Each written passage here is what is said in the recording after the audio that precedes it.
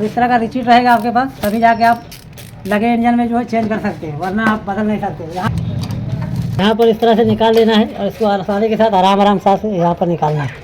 इस तरह से यहाँ पर देख पा रहे हैं, इस तरह से ये चैन हमारा निकल चुका है। और इसमें देख पा रहे हैं नया वाला चैन है, ये पुराना वाला है। तो दोस्तों इसमें हम नया वाला डालेंगे, तो यहाँ पर डालने के लिए देख पा रहे हैं इस तरह से वायर को अंदर लेना है, यहाँ पर तार को, और इस तरह से जो है यहाँ पर आपको दिखा दें, इस तरह से इसको प्रॉपर तरह से यहाँ फंसा लेना है और इस तरह से लेके यहाँ से खींचना है इस तरह।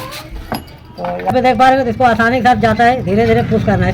इस तरह से जो है अंदर ले लेना है, यहाँ पर प्रॉपर तरह से देख पा रहे हो चैन यहाँ पर हमारा जा चुका है और इसको पेचकस के मदद से बैठा लेना है। इस तरह से देख पा रहे हैं यहाँ पर हमारा चैन जो है बैठ चुका है।